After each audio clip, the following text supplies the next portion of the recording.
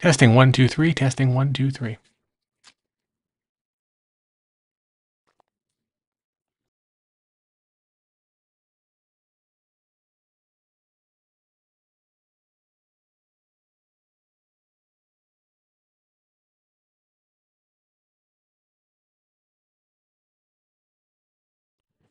Can you hear me now?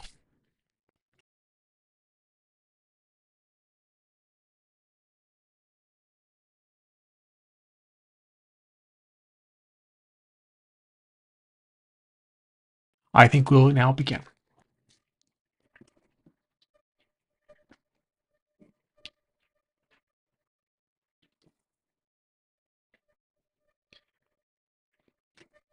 So tonight will probably be a shorter night. I have about half as well, 2/3 as many pictures. But the next day after this is very long, so we're not gonna do both of those. So today is going to be, and our trip is going to be September 3rd, and it's going to be our third day trip out. If you look on the map, last time we went from London to Cardiff, and this time we're going to a small town north of Salisbury called Avebury. If you look on the map, and then we can look on Google Maps here, and we can go from London. And so we're going to take a train from Paddington Station, the same station we were on last time. Um, and then that's going to take us to, where is it exactly?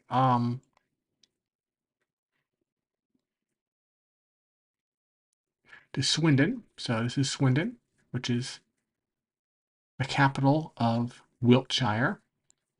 And we're going to take a bus from Swindon down to Avebury down here. Now, let's see if you guys have anything to say.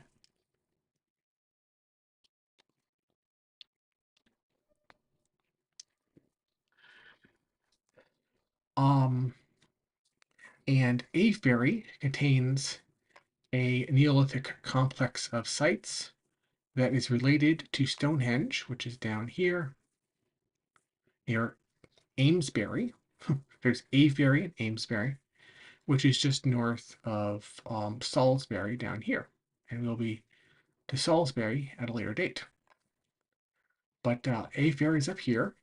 And if you ever go to UK, I'd recommend Avebury over Stonehenge. It's much more interesting. But we took, as I said, train to Swindon and then the bus to Avebury. Um, and from Paddington Station. So it's about an hour to Swindon. And then I got there very early. I got there very early. One of my roommates in London, where I was staying, we had my Airbnb. It was very cheap, and it was very cheap for a reason. It was very cheap because you had roommates, basically. So my host actually had three different guests, I guess you call them at once, same location. Um, and so one of my roommates, um, was uh, was Sharon, and she was a bit of a party girl, I would say, in some ways, and she would definitely sometimes have people come into the place kind of late at night, um, have like late night parties, and then early morning, and then one time she came home to our place at like 5:30, 5 in the morning or something, and she slammed the door. I don't know. She woke me up at 5 a.m. And so I decided to leave at 5:30. Um, and so I left, before the sun rose. I grabbed my food from the fridge, and I was very glad in hindsight that I did that because I could be more time later in the day. Avebury is a large complex, and so it allowed me to get there by 8 a.m. Which if I had gone later, which I was planning on doing, like 7:30 instead of 5:30, it would have, yeah, it's 2 hours less. So, um, and I was on my feet that day continuously from like 8 a.m. to about 4 p.m. So I can only imagine if you try to shift all that back a couple more hours. But so anyway, so I get out the door at like 5:30, 5:45. And and I'm at the train station by like at you know Paddington Station probably I think before 7. I know that. Um, I probably like 6:30 or so. And I think it was like a 7 o'clock train I took, and then maybe even before that, like 6:30 train, something like that. And then I remember arriving in Swindon at like 7:30 in the morning. And then you have to walk from the station, and it's a couple blocks downtown um, to the bus station. And Swindon comes off as a kind of depressed place. It's not where I recommend you end up. Um, and so everybody's kind of glum, and especially like 7:30 on a weekday morning, and you're taking the bus, and there's like frowns all around, and everybody's kind of, and the bus is late, the bus driver's late coming in, all this kind of stuff, and then you have to pay when you get on, whatever. It was kind of an interesting experience. But but the interesting thing is, it is the I forget what it's called, but there is like a national bus operator. Um, and so you get on that. And so in addition to being all the trains throughout the UK, there is a lot of buses that go to small towns and stuff. So you can pretty much take a bus to a train almost anywhere in the country, um, if you plan out properly. You don't need a car if you really plan out properly. Um, and so the really cool thing about that is that you can take a bus through the English countryside. And you can take a double-decker bus. You can get on the top level and have that window on top that you look down, and you go right through the English countryside and these narrow little country lanes. Um, and that is a fascinating way. That is absolutely the way to see the English countryside.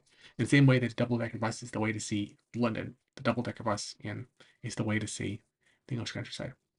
And you have very narrow streets sometimes, like you have a tree by the side of the road, and sometimes the tree branches would smack into the kind of loudly into the plexiglass window, and you're seeing the branch coming up on the bus.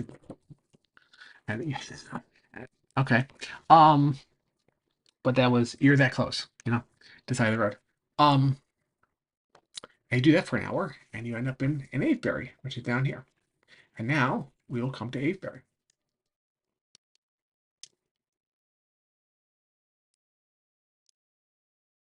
Yes, Sharon was kind of that. I would say yes. She'd go out at night, because where I was staying was kind of it was a hipster neighborhood, and there are different like nightclubs and stuff. So you could literally just walk a couple blocks down the road, and there's like a dozen different nightclubs in certain areas.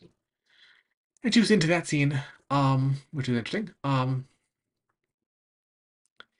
But then she'd come back at like 2, 5 a.m. with friends. Um, I mean, she was apologizing. Oh, I didn't wake up. Yes, you kind of did. But okay, whatever. I'm getting out of here. Um, so Sharon, she was a nice girl, but like she was a little bit airhead and a little bit um flaky in some ways. Pleasant but flaky. So okay. Um,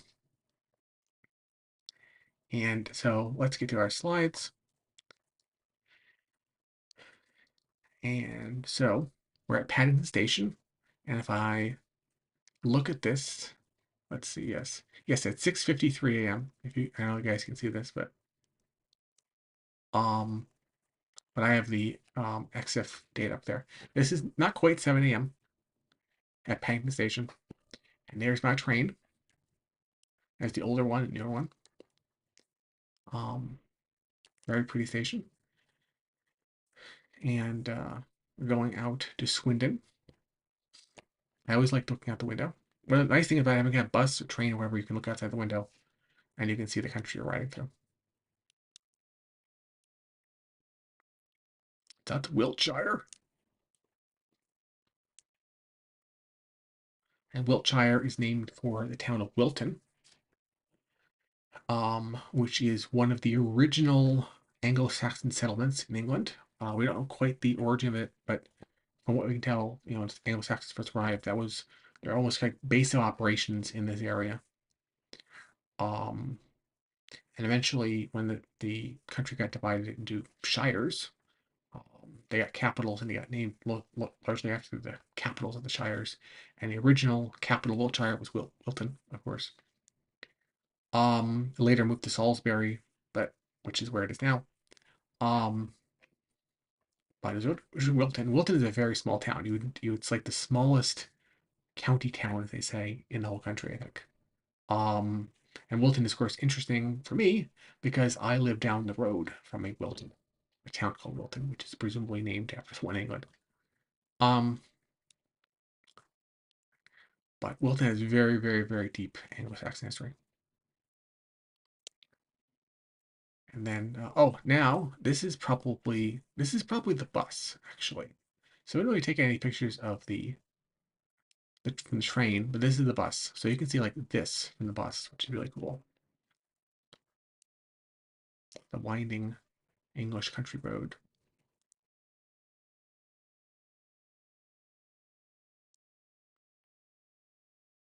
Now, that field is full of crows.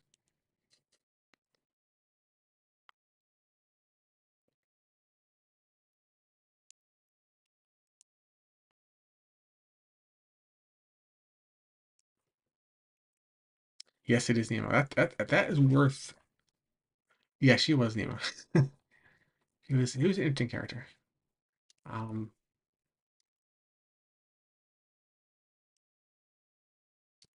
I think her family was Korean. You could tell. But she had like a thick British accent, and she's talking to me one time. It was like this thick British accent. I'm like Korean, right? Yeah, I know. I can tell. It's like kimchi on the stove every day. I can smell it. I can tell. I don't want to say anything, but I can tell. And yes, I know. And she's talking to me about she's been here, and she was living in London. I think she was trying to pursue some sort of music career. That's my guess. Good luck with that, but yeah. Um, because she had like a song, and she was practicing singing the song almost not every day, but like every other day or almost every day. Um, in the other room, and you could hear her sometimes. Okay. And she had written this one song, and she was trying to like make it with it. I don't know. And right, and while she was in town, she was doing that, and she was at this Airbnb, um, because it was cheaper than living in an actual apartment, which tells you something about living in London. Um, and she had been there 15 months, which is for an Airbnb, it's about a very long time. She was there, and she'd seen people come and go all the time, obviously, in that time. Um, and because she was there 15 months, she was the senior guest amongst us of anyone there, and she was real cozy, let's just say, with our host. Um, so you don't want to cross her. You know what? You don't want to say anything bad to her, because you want to keep your place. But yeah, she was into character. Um, she would cook all these red lentils all the time, which you I presume bought from the Turkish um bodega where I got all that stuff from because it was on their shelves and it very cheap stuff, very cheap food. There was always a bag of stuff on the countertop, and the red lentils were all over the floor. I guess they got spilled or something, which you need to clean up. Oh yeah, you'd be careful when you're walking around. You can get like red lentils on your bottom of your foot, stuck to your foot when you're walking around in the kitchen. Um, but then when our host visited, because I think Airbnb regulations require your host to meet you at least once during the trip. Now it doesn't always actually happen, but the regulations say they're supposed to. So my host came by, okay, once, okay. Um, and I remember that one time when she came by, all the crumbs on the countertop and all the red lentils on the floor, which are always there, they suddenly disappeared the day before. Oh, the place was spick and span clean that one day. Um, and then like the day after our host came, suddenly it was all back. So it was a very tight relationship with our host. Um, but when she came over, she would only talk to Sharon. She tried talking to me, but I was sick at that time, so was boarded up my room. But she talked to Sharon, and they were like girlfriends. I mean, they were they were all chatting it up all day long. Um, and the chairman would talk to her on the phone. Sometimes you could hear it in the other room. It was a very tight relationship. It was interesting. Anyway, back to Wiltshire. So yeah, it's definitely worth like trying to take like a bus in the countryside in this country if you ever go there. Um,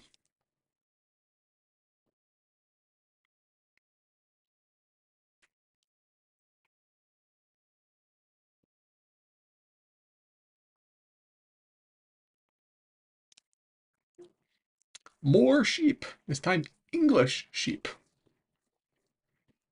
Last time we had Welsh sheep, but now we have. So now we can actually talk to sheep and they understand.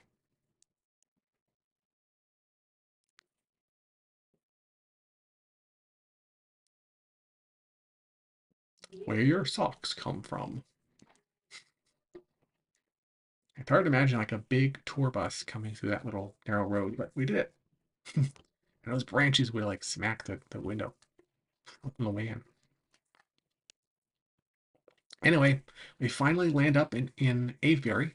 I think this was like 8:02 in the morning, right? Yeah, or 8:40. Okay, a little later, but like 8 in the morning.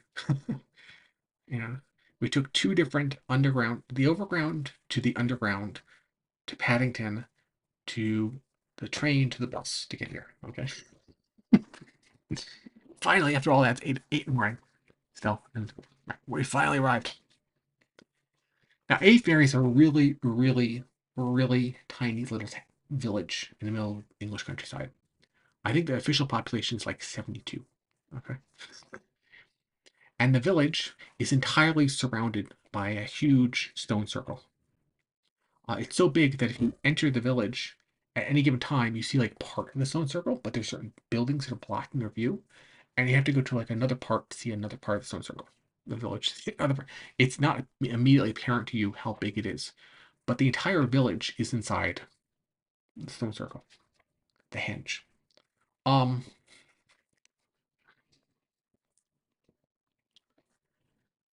it, and I think the stone circle is like 400 feet diameter. It's quite large. And it's a lot of stones. It's a gigantic. We're about to see berm that surrounds it and all this kind of stuff. And it's entirely on private land. Unlike Stonehenge, which is part of the National Trust or whatever, it's considered. I think it's actually considered like crown land. And Avebury is owned by basically the same as the landlord who owns the village. So it's entirely private. You have a lot more freedoms there, basically, because it's not crown land. You can walk around, you can touch the stones, you can sit on the stones, you can interact with them. There's like a little private museum um, about the excavations of the guy who owned the village, who also excavated it, all this kind of stuff. Whereas you go to Stonehenge, you can only walk around the outside, right? You're at a distance. You can't go anywhere near them. Um, you're not allowed to touch anything. Right here, it's like whatever. It's private land. It's the owner's prerogative what they want you to do with it. So here's the village. Um, here's the church. You land up in the village and you go in the church, which is interesting. Uh, Typical village church.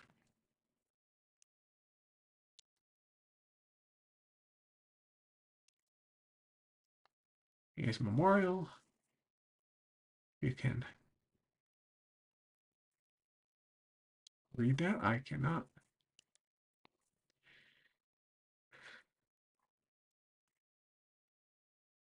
You see, this entire village and it's entirely surrounded by the stone circle. It's on the outside of this. It's huge.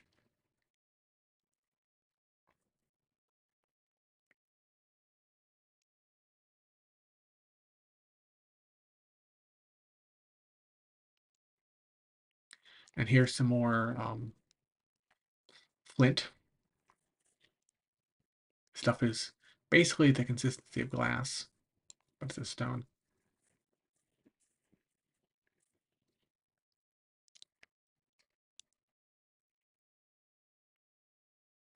Pretty impressive church for a village of 72 people.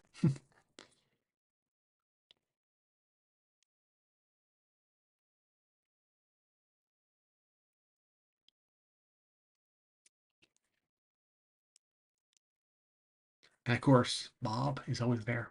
He's always ahead of you. Bob is always visiting before you do.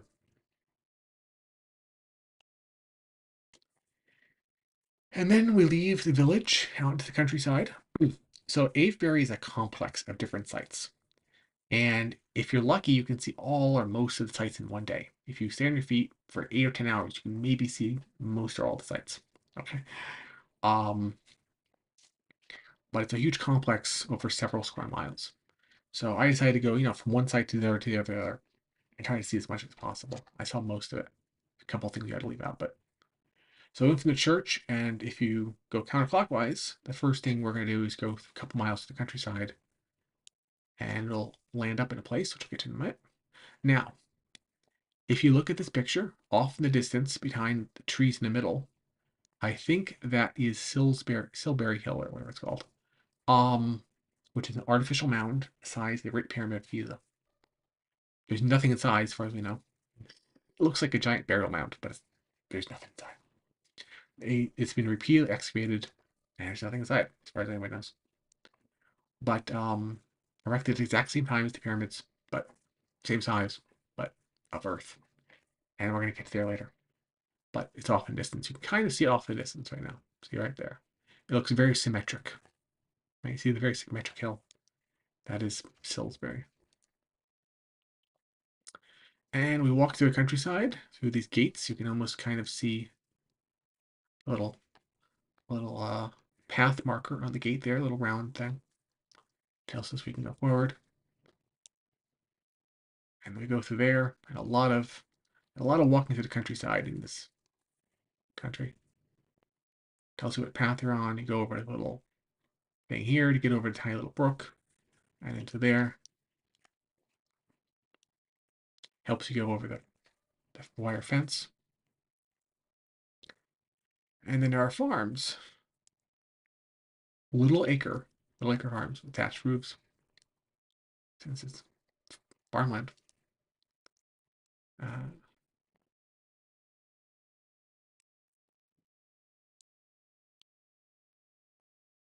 Now, Avebury is another one of those postcodes where a lot of rich people will buy a house to live in the countryside, like a second country house for rich people. Detectorists. Okay, interesting, Nemo.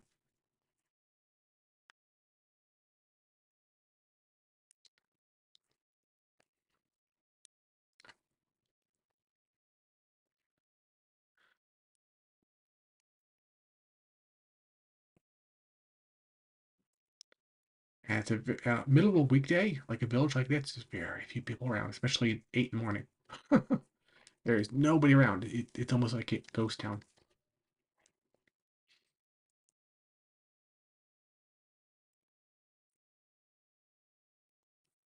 This bus drops you off in a tiny little village, nobody around, and then you have to place yourself a few hours. Now in the afternoon it gets more visitors, but it's almost like a horror movie. Like they drop you off in an abandoned village with nobody around. You expect to see ghosts or something. And then we go up these narrow country paths, farms on the other side of you.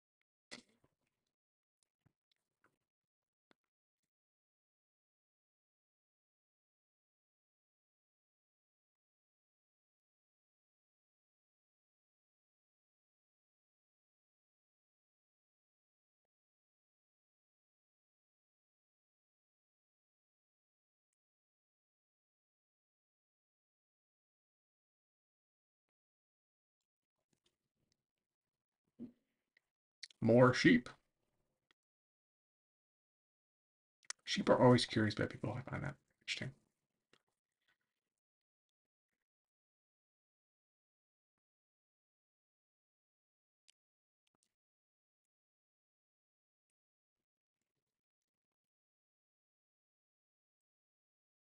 This is actually Silbury Hill.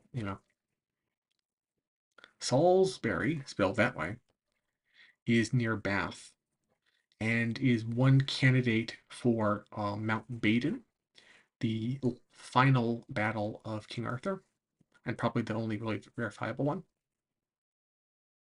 Now there's Salisbury, S-A-L-I-S, Berry, which is a city, and there's Salisbury, which is a hill. Um, Now they're both in Wiltshire, but um,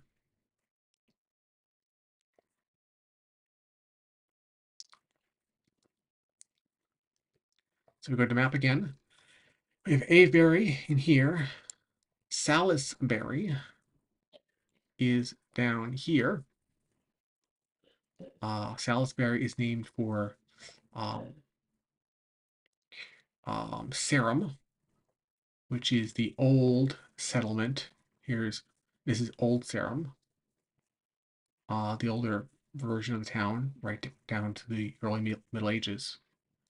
Then there's a whole story behind it. They moved to New Sarum or Salisbury down here. Um, with some sort of land dispute with, I think, between like a baron and a bishop or something, and they moved it down here basically. Technically they moved the cathedral down here, and then the town kind of grew up back around it. And actually Salisbury, in spite of always being named as almost always being known by that name, was actually New Sarum until like 1984. Officially, it was New Sarum.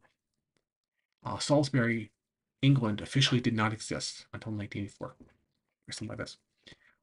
In spite of almost everybody's known town exists. Um, it's like the official versus unofficial name. And then Salisbury Hill, so is near Bath. This is Bath. Bath Wells. Uh, where's Bath? This is Bath, I think. Yeah, Bath is over here. And then Salisbury it's up here. And one of the candidates for Mount Baden. So when Peter Gabriel is talking about Salisbury Hill, he's referring to his childhood in Bath, England.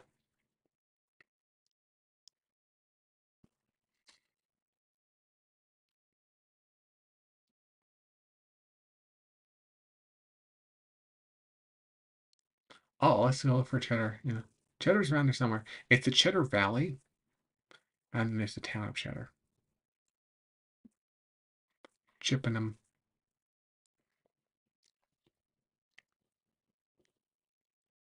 Cheddar Gorge, the town.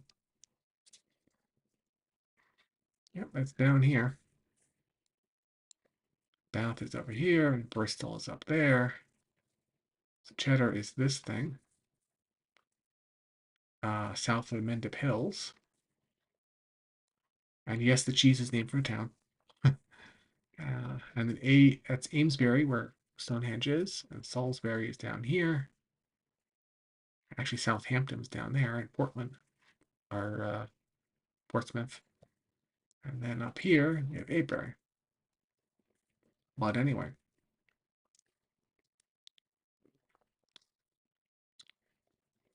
back to sheep.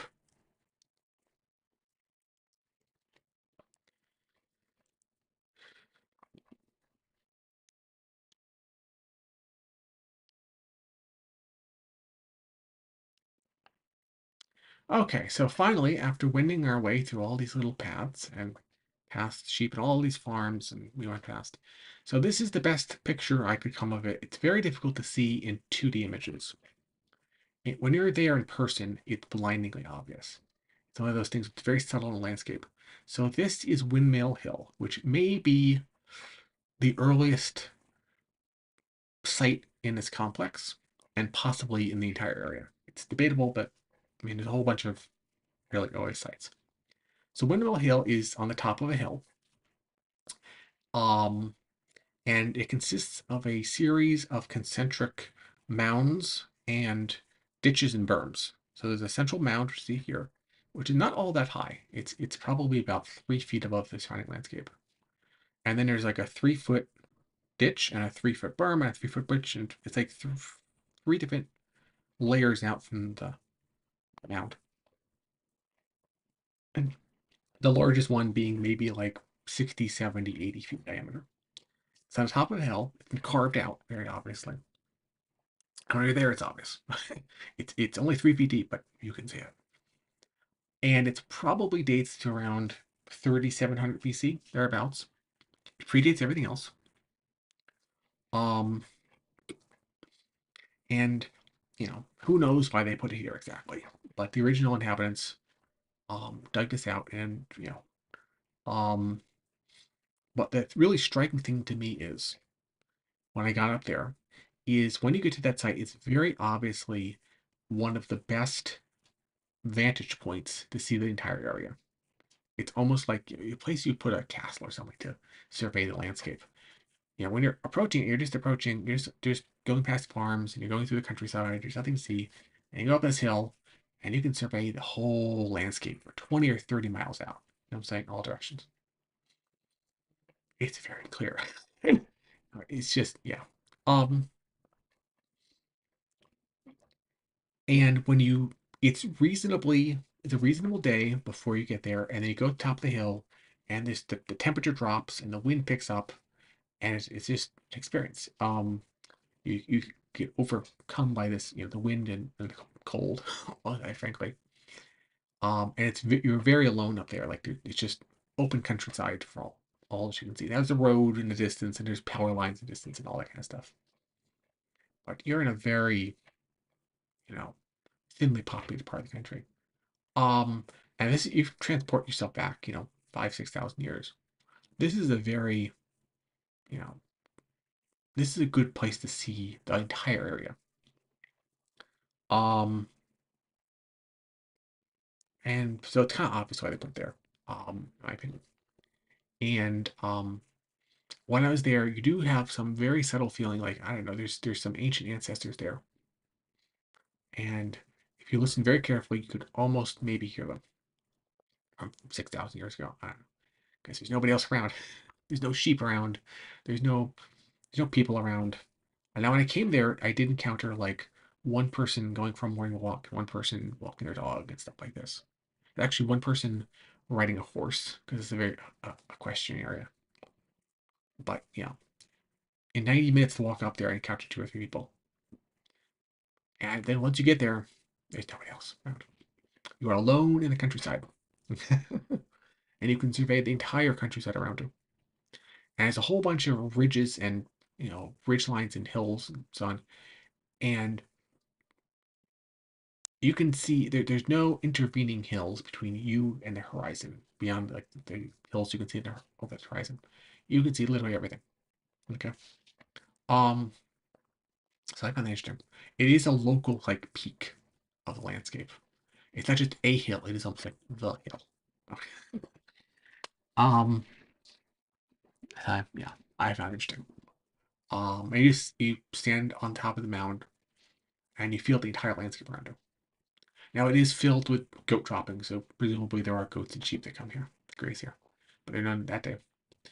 So you have to be careful where you walk. Obviously, you're little everywhere. Um, it's very difficult to get a good picture of this, but it was definitely there, and that was interesting. Now not a lot of people go up here.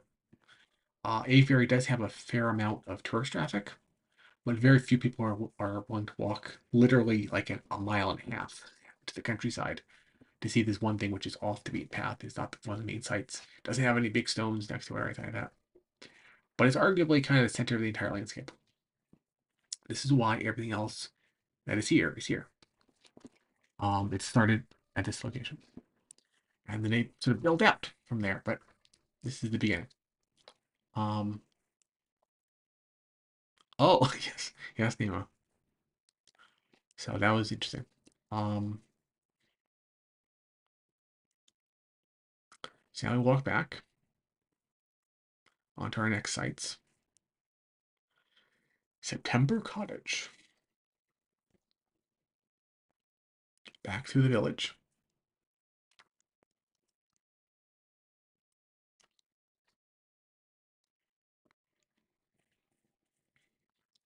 Vine Cottage. So the next few pictures are of the Adam and Eve stones, which are two stones. They must be 8, 10 feet tall and 5 or 6 feet wide, and 3 feet wide or whatever. They probably weigh about 20 to 30 tons each. They're out in a field somewhere. You can technically go out there. It is like a private field, but you're allowed to go into them to go see them. Um, uh, and They are believed to have been part of a larger causeway, which we'll get to in a moment. There's now the West Kennet um, um, causeway on one side of the stone circle, and this is probably another causeway that went in another direction. So we'll see that in a moment. But these are fascinating. They're sitting out there. Who knows what's happened? Yeah, these are probably 100 stones originally part of this causeway originally. 200 stones. Who knows? All the other ones got pulled up over time. Got used for building materials or whatever. They got in the way of a farmer, so they pulled them out. Um, and these are the only two survivors at this point. And sometimes they're called the Adam and Eve stones because they almost have like a face you can see there.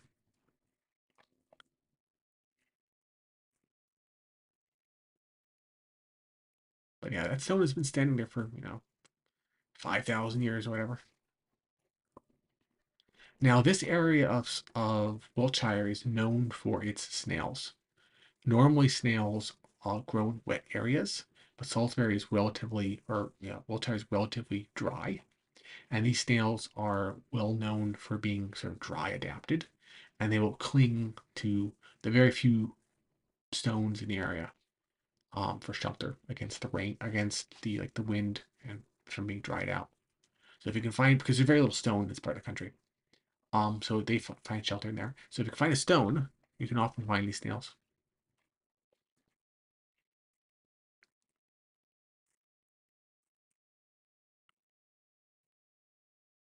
And of course, they have some sort of alignment. We'll never know what exactly it is, but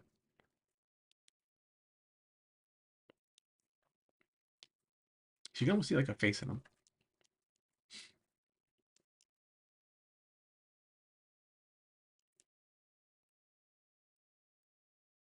Again, there's nobody around.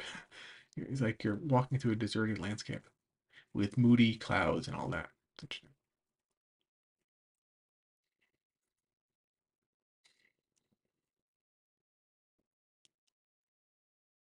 And that's a typical path that leads anywhere.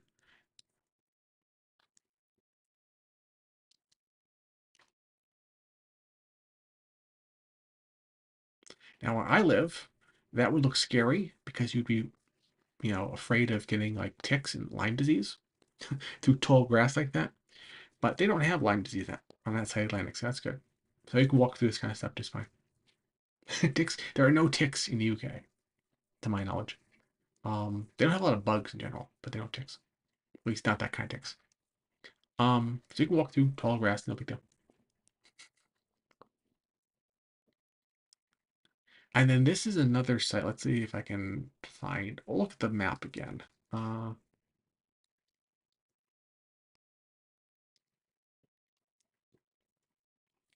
Here's Avebury, and you start off.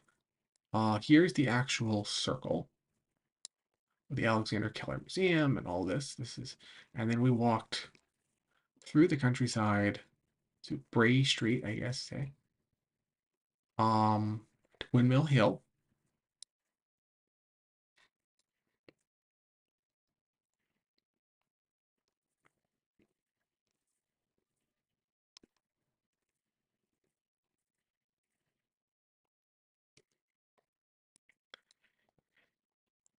And this is the Horselip Long Barrow. I might have been it, or it might have been something else.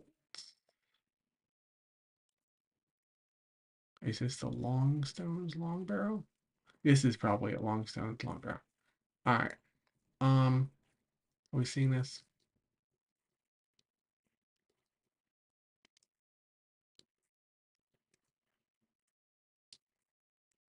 Yeah. Um, you get the general idea. But where are we going?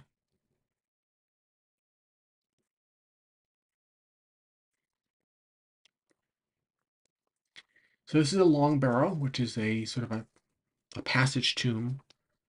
Basically, it's like a stone box or a series of stone boxes in like a hallway, and then it gets buried. And this served as like a clan, like sort of extended family grave. For a large extended family, and then eventually got abandoned and repurposed and all this kind of stuff. And there's just thousands and thousands and thousands of these things throughout the in Britain and in France and Northern Europe and all of course Spain and all this kind of stuff. Um, Most of them have been plowed over or looted over the years or whatever. There's only a few left. This is one of the survivors. This particular one, I was told, was not excavated. We're gonna come to another one later on. It is, but this one is not excavated. Um, so we don't know quite what's in it. You can't possibly excavate 10,000 of them, whatever it is. It's in the UK. So it's undisturbed. It's probably got live graves in there.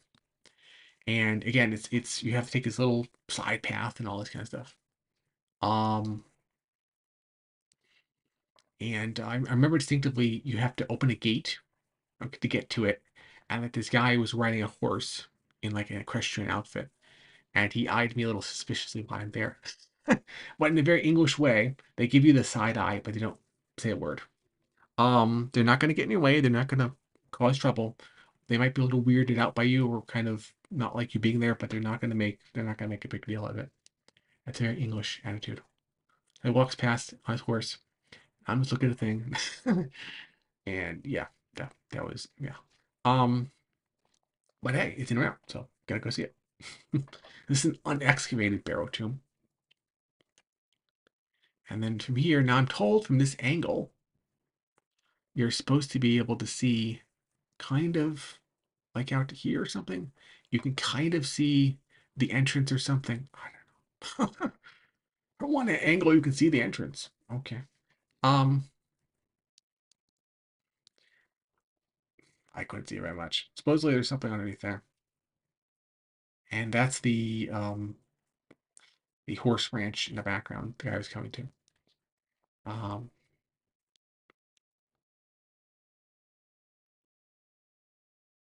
and mow everything else. Do some mow that. All right. More horses.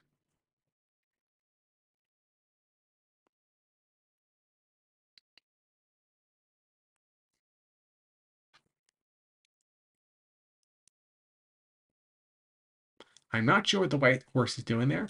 I'm not gonna judge or anything, but yeah, it's not my place. But yeah, whatever with the horse. It's good. Yeah, I think it's pretty obviously a he horse. So,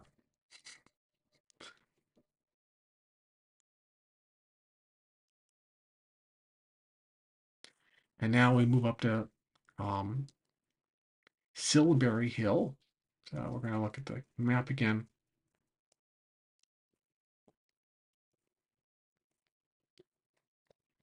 So we go from Longstone's Long Barrow. We have another. There are a lot of. Oh, here's Adam and Eve stones. Okay, so we went from up to here, to Adam and Eve to there.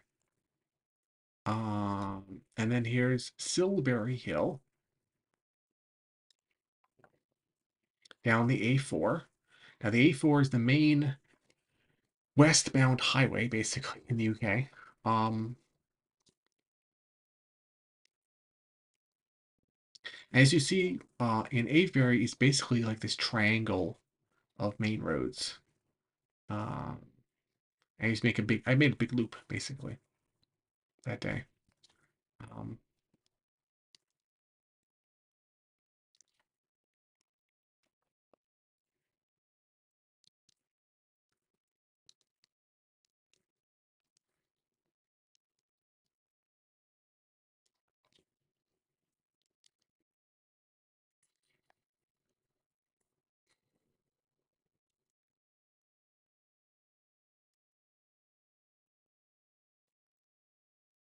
I will say Silbury Hill is a very strange sight. It looks completely artificial. I mean, it looks so fake, like a fake hill.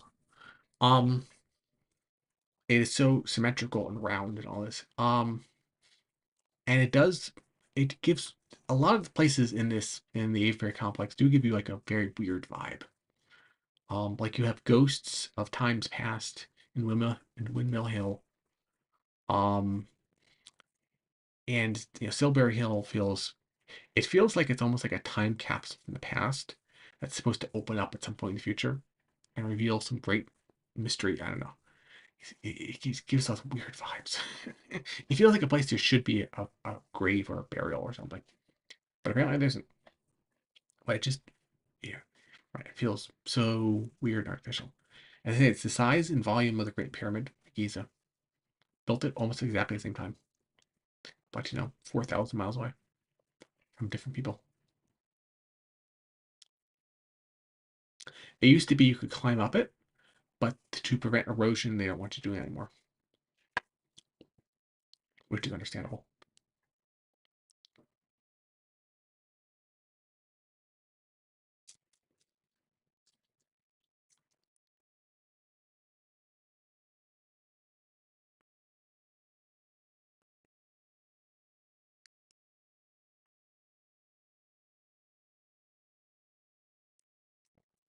More snails.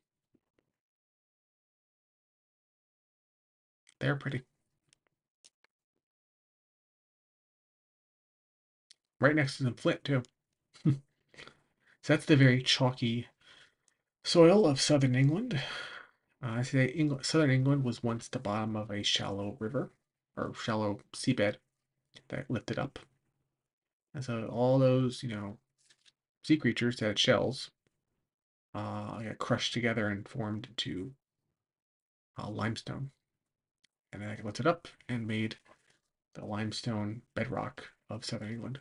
But the northern part of England, to like the north and west and Scotland, all that, was a renegade part of the North American plate and is of like 2,000-year-old volcanic bedrock, whereas it's like 30 million-year-old for southern England. Um, and northern Scotland is like a renegade part of the Appalachian Mountains, basically. It's exactly the same geological formation as the Appalachians. Um,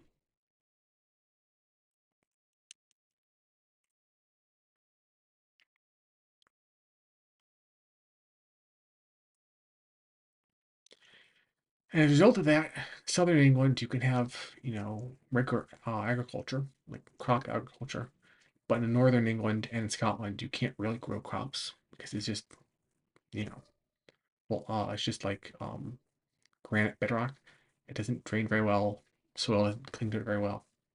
And it's basically all herding of animals up there as a result because the grass is a lot thinner.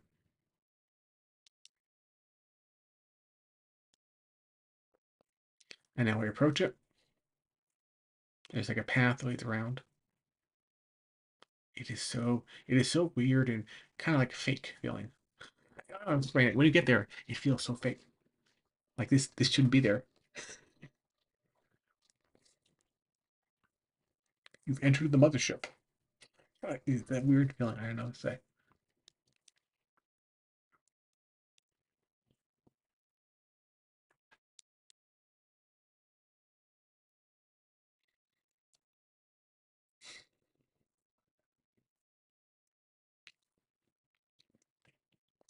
And here's all the bumper stickers people put in over the years.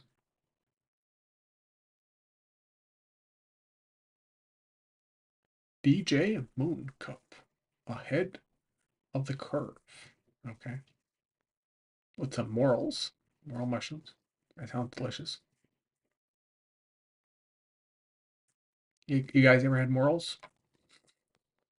Oh, there's actually also some snail. I'm not sure if that's live snails or snail shells people collected.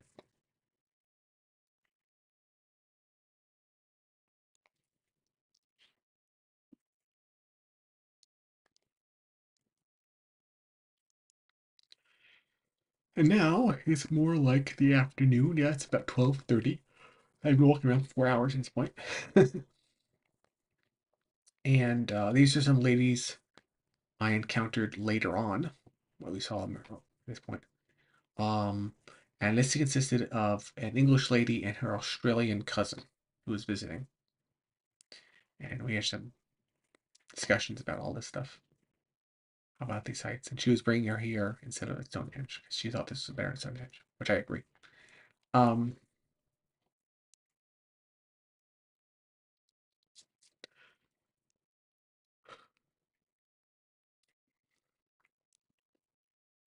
anyway, so that's Silbury Hill. And then we're going to go, let's see if we can, uh,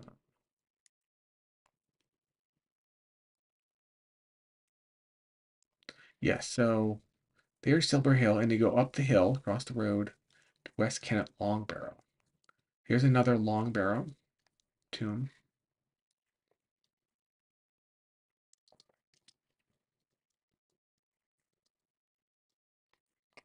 Turn around. So it's on top of a hill, obviously.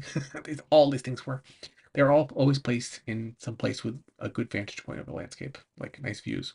Like you bury your relatives in a place with nice views, which I would agree with. Um, but you have to climb this hill. It's quite a hill. It's about 500 feet tall, and you have to walk like a quarter mile to get up there. It's kind of steep. If you're not good at climbing, you're probably not gonna make it. But and you can see on either side of you are farmers' fields, and the site is entirely surrounded by farmers' fields. So you're allowed to walk up this narrow path, but you can't go to the sides without trespassing.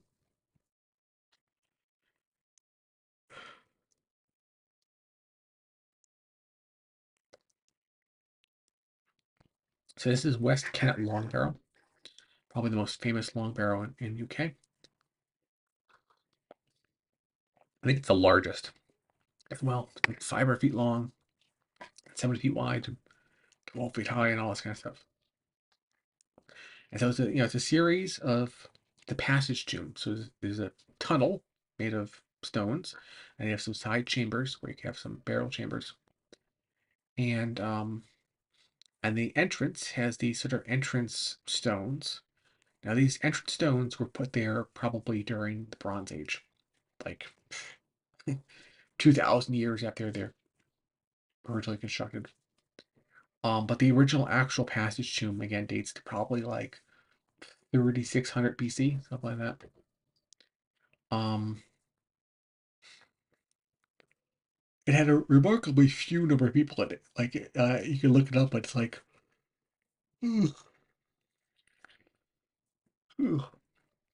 there's like 70 actual human remains were found in there, and when they were DNA tested, it was found to be like one extended family. There was like one patriarch who had like four wives, and then all of their children, and then their children's children, and their spouses who came from outside, and then some extended family members who were either some of them were like distant related, and some of them were unrelated, like totally strangers. Um, and they're all buried within about 100 years of each other. And then the tomb was closed. Um, I think 2,000 years later, somebody puts these bigger stones in the entrance, and so who knows how all that went. But um, and on top of this hill too, so they take all these big stones, move it up a big tall hill, and this is a landscape where there aren't very many large stones to begin with. Yeah, move them from long ways away to get here. And it's all this sort of extended families project basically. And of course, it's believed like every family, extended family, at this time probably had one of these. Um, we just don't have too many left over because they got all plowed over in time. But the ones that survive tend to be like on top of hills and stuff, and are not so useful agriculturally. Piece of land they stand on. That's why they survive. So anyway, so there's the entrance stones. The stairway, of course, is modern. Of course, even the entrance stones are at this point, 3,500 years old. But the tomb behind is 2,000 years even older than that. Um,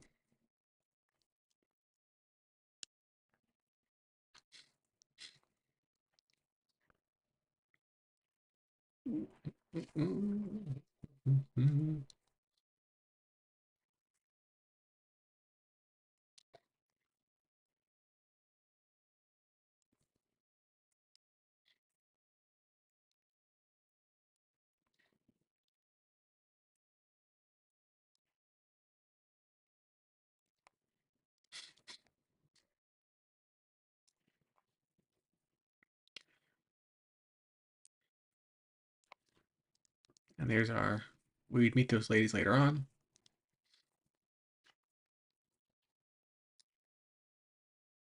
There's Silver Hill in the background.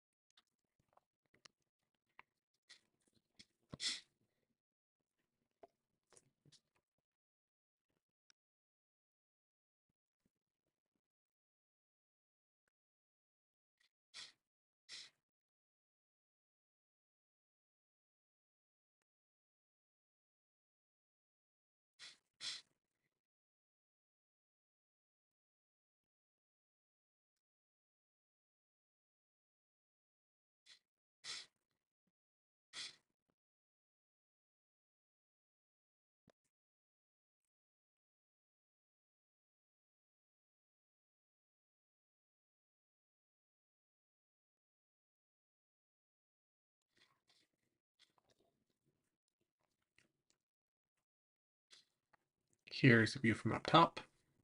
As a hole is drilled in the roof in, I think, the 1950s. Now, this site was partially reconstructed. Some of the inside stones and a lot of the outside stones were reconstructed uh, in 1950s when this was excavated. So they drilled in a big hole at the top, okay, and they plugged it in with concrete, and that's what that window is. You see it there in the middle.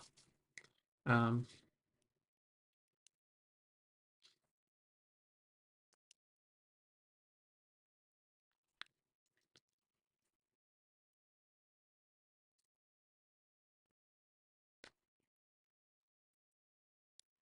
and yes, the English like to picnic at the site of 6,000-year-old graves. That's a very English thing. They're having a picnic over there.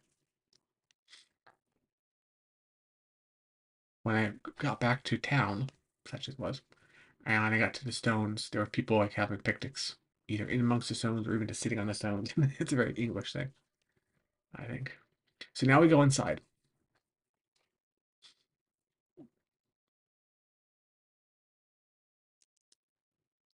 So here's one of um uh, the tomb chambers. It is not remotely this bright inside. This is with the maximum flash on my phone. Okay. When you actually walk inside, it is completely pitch black. Completely pitch black inside. You cannot see anything at all. The only way you can see anything is you have to, shine a flashlight. The only way to take a picture is you have to have full flash on and get a picture, good picture later on. But yeah, it's completely pitch black. It smells kind of bad inside. It smells extremely musky, like 5,000 years of decay in this thing. It feels rank and like death. Okay. Um, it's pretty spooky inside. You don't want to spend too much time in this place. It really does feel kind of haunted and, well, even a little sinister. I don't know. It was not nice. Um, the air is thick and unmoving and smells bad, and yeah, I don't know. You want to get out of there as quickly as possible, I tell you. Yeah, aging experience. Oh, we don't want to return. Um, here's another tomb on the side, and the light you can see in the distance is actually some people, for whatever reason, like to leave candles, little votive candles in these places. We saw them earlier in Kingdomwood, and you'll see more of them later on. But somebody leaves candles in these places for whatever reason. Okay.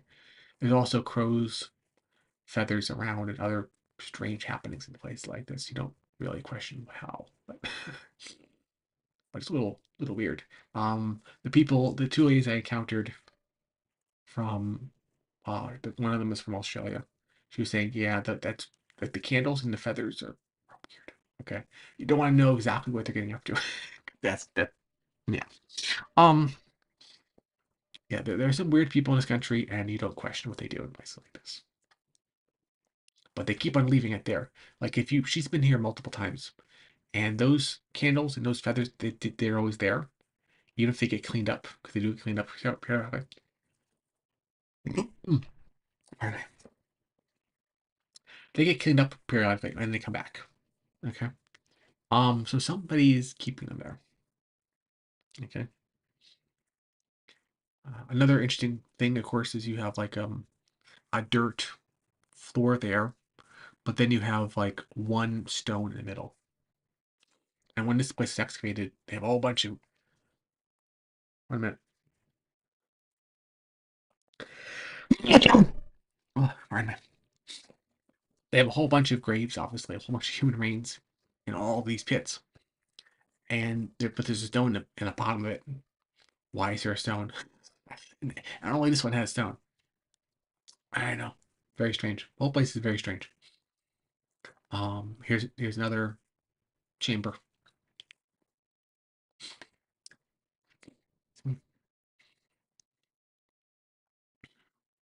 And you can see off to the left, there's like a rose somebody left, or somebody's a rose is on the floor. Like here, where those come from, nobody knows where they come from. They mysteriously appear some night or something. I don't know. Very strange. This is what it looks like looking down. You can go further in. I can go further in. You walk it a little bit. You take a couple of pictures and you get out of here. Because you don't want this place is haunted and spooky and weird. Um.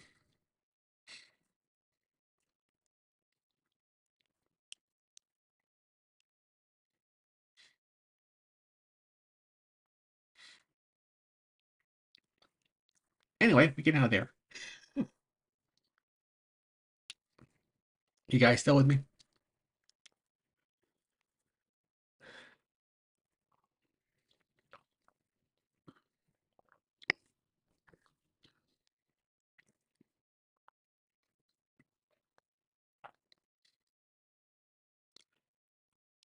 I did find it interesting that the stone in the middle has like little pot marks in it. I bet you those date to the Bronze Age, and who knows what those are about. Anyway, moving along, we are now moving along. So there's West Kent Long Barrow. There's a Bell Barrow, and there's so many barrows. um, and then we get to the sanctuary over here. This is a um reconstructed stone circle. Um, which okay. Um, but only the posts where the stone holes where the stones were survives. So now you get like concrete posts in the ground telling you approximately what it looks like.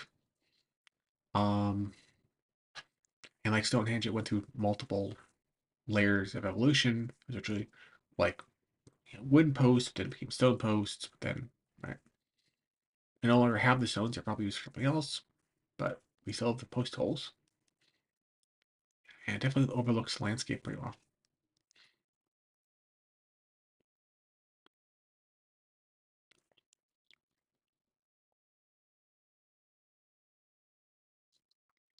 There's the village of Avebury.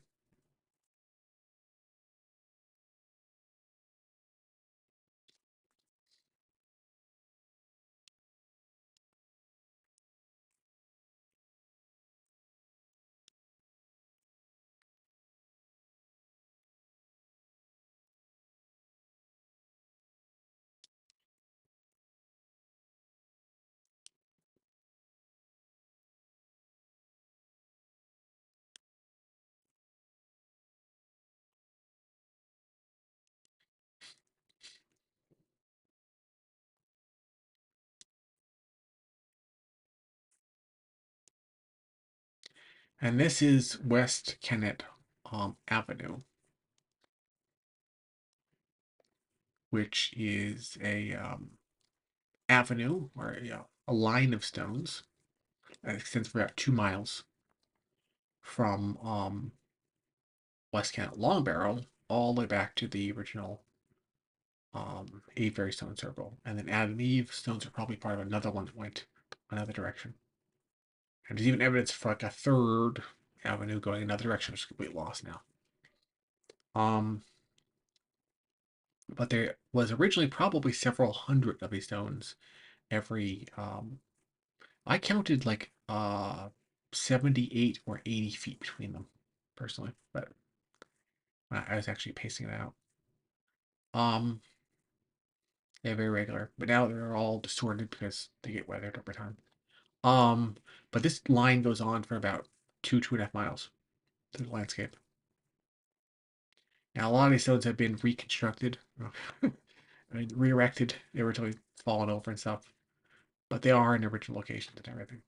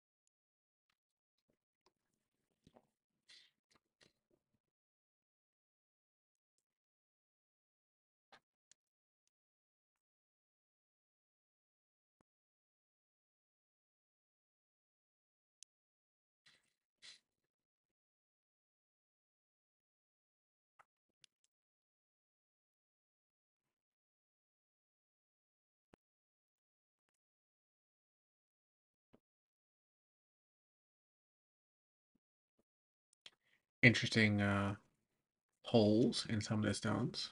I don't know what that was about, but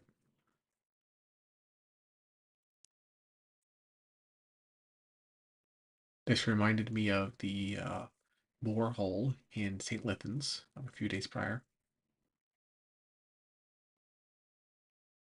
And cattle, where your cheddar cheese comes from.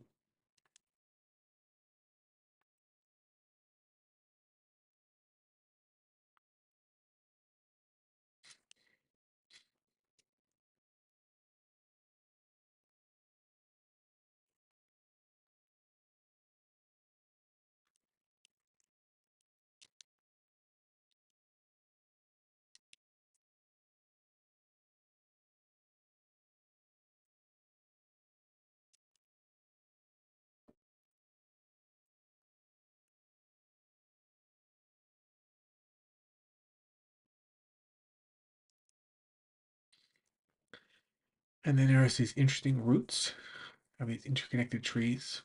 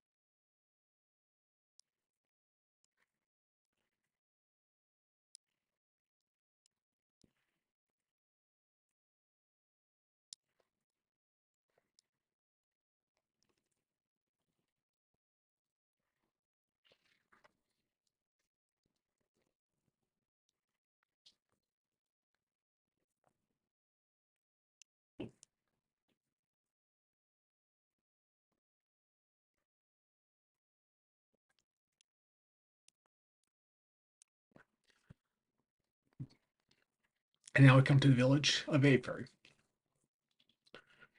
at about 3 in the afternoon, after having walked for the past 6.5 hours. So let's see here. Yeah, so I made like a circuit. Started here, went out to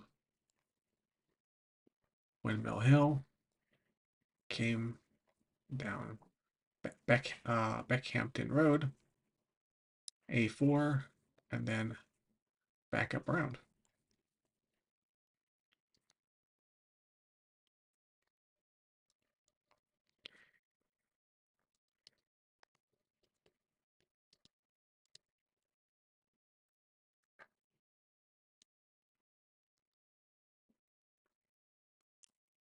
Let me see. Um, Nemo. Um,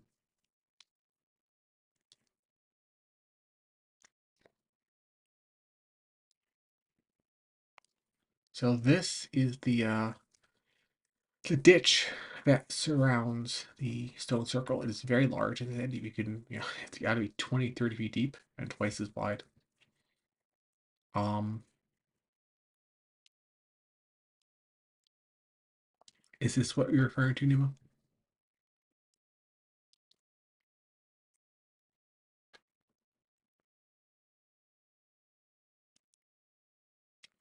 I like that. So it was cloudy out earlier, and then it got a little blue late afternoon, which is a very typical weather pattern in the UK. It's packed in the morning, and by late afternoon, it'll rain or not rain. And after it rains, regardless, if it rains or not, then the clouds will at least partially part, and you'll get blue skies in the late afternoon as the sun sets, and then you'll see some stars in the evening, and by midnight, the clouds will come back, rinse and repeat. Um, so I found some of the clouds interesting this day.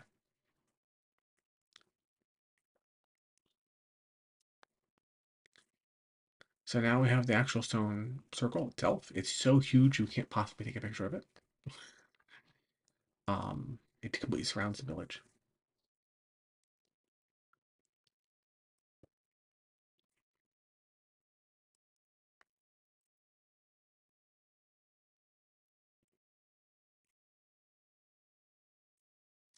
Now we saw this, I think, with the Adam and Eve stones. Some of the stones seem to have like a circular formation in them. I don't know what that is. Is that some sort of fossil? I don't know. That's very interesting. I don't know what that is, but I've seen it more than once.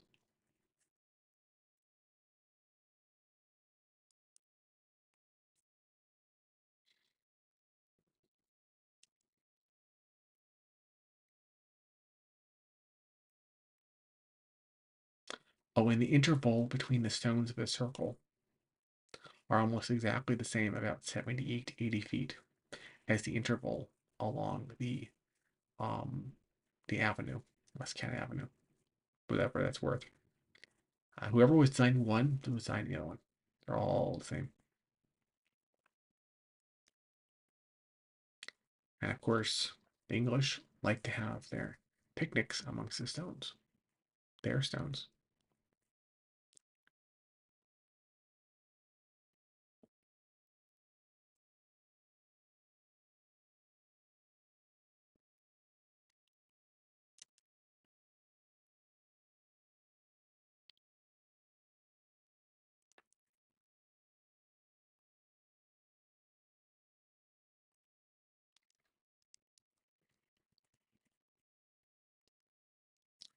No fireworks, no climbing, no camping, no bikes, no drones, um, and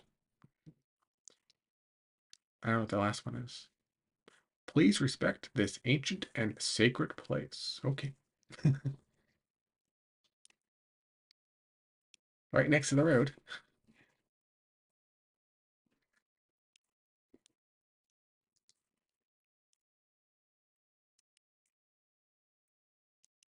We'll come to a place later on, which is far more Lord of the Rings than this.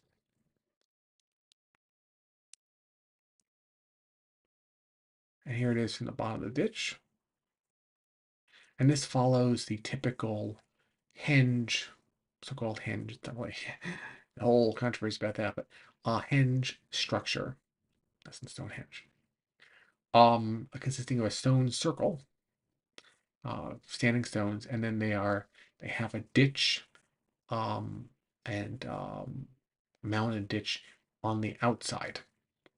I know we don't why that was significant, but that was like a typical structure.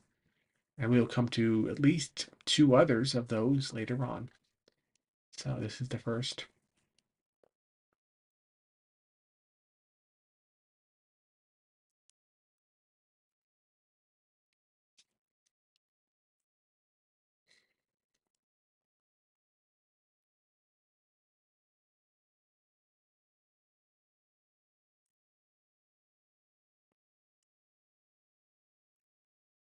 This reminds me of the ditch surrounding the moat, what do we call it, surrounding Dover Castle.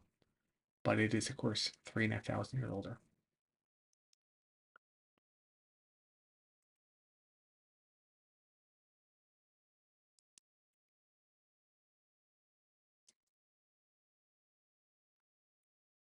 Those pyramid things in the background are some what are believed to be original locations from the stones. They don't have the original stones, of course, so they put a marker.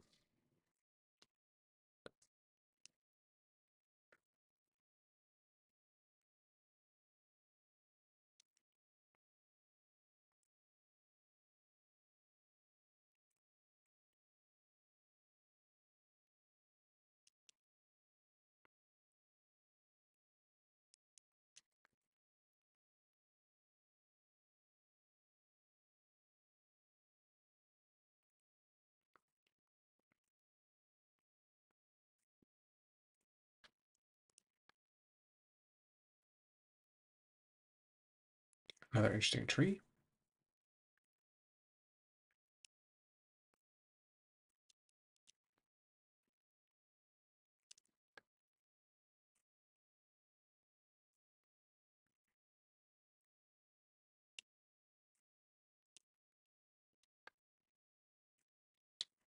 I think that might be a oak. I'm not sure. Oaks like to grow alone like that.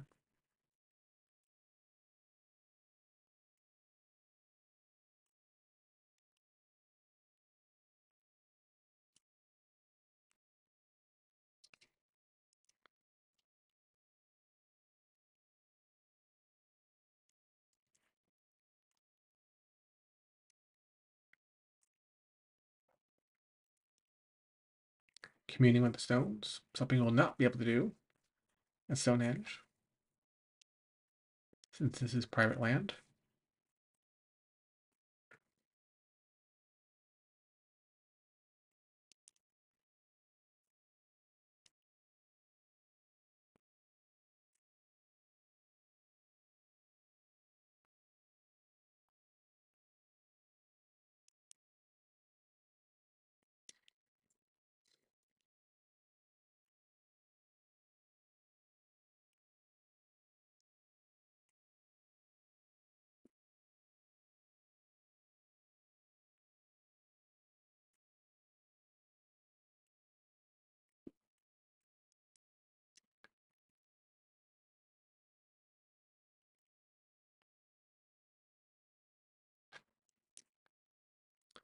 There's the bus stop we have to take to get out of here.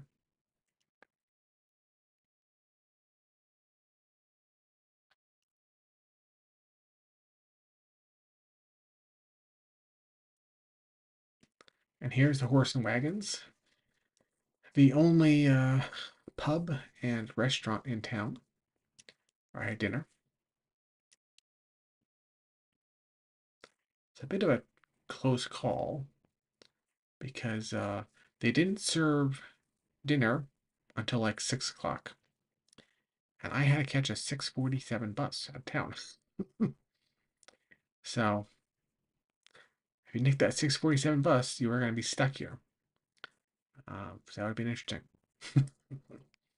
Though I suspect you probably could take like a taxi out to Salisbury or something, but or Swindon. But yeah, that managed. um, so as soon as 6 o'clock, you're sitting there. You're sitting there for like 5:30 onwards. Just sit there. At 6 o'clock, you order, and then you better come quick, and you gotta eat quick and pay quick and get out of here and get to the bus stop within 47 minutes.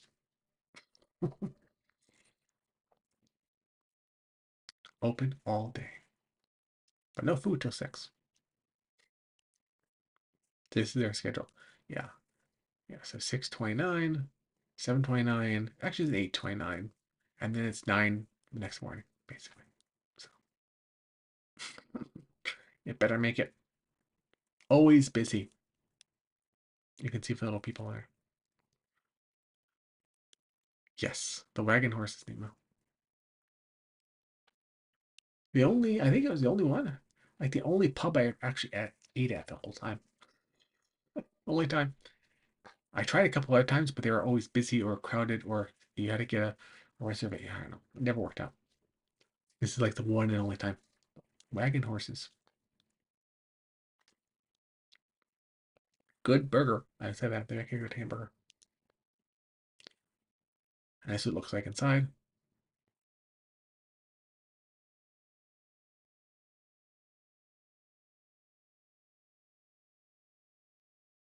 Or at least the only like independent pub. I should say that. I was in the Weatherspoons at one time. But that's like a pub chain in the country. Very controversial. People don't like them. But this is the only like independent pub I was in.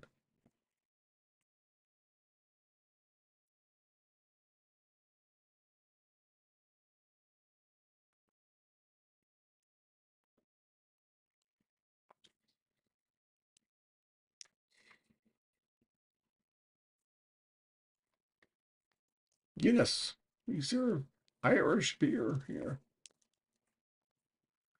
And after dinner, I walked to my bus stop and somebody had some chickens in the backyard. I heard them. I looked around and I saw them. One one rooster and all his hens. I didn't like me looking around.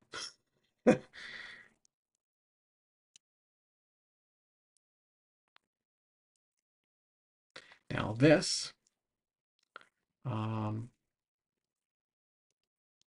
is, we go to the map for a moment.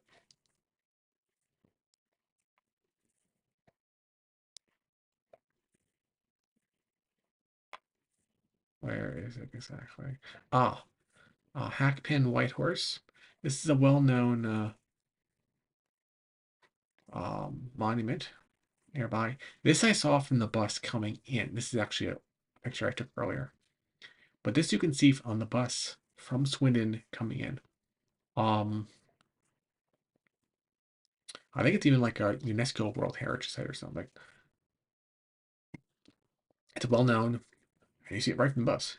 And then I saw it, and then the guy sitting next to me in the bus suddenly got very um, enthusiastic about that. He knew who it was at first. He was a little off, put off, I think. And then I saw interest, and then he's suddenly telling me everything about it, and all the local history of this place. And he was very enthusiastic about this. Yeah, but this is a well-known.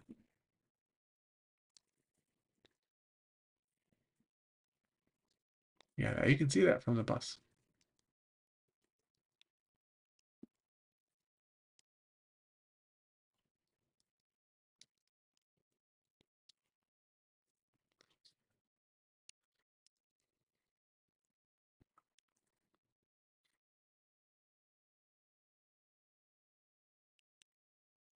Yeah. And that is basically it, folks. That's all for the night. We'll pick up at our next location tomorrow. We have some interesting stuff for next week. If anybody has any more questions, otherwise I'll call it a day.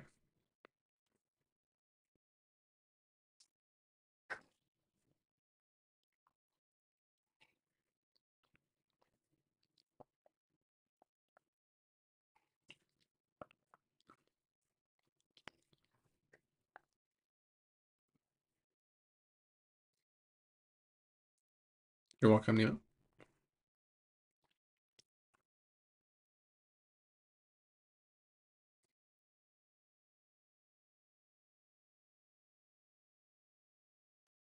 All right, folks. That'll be all. Good night.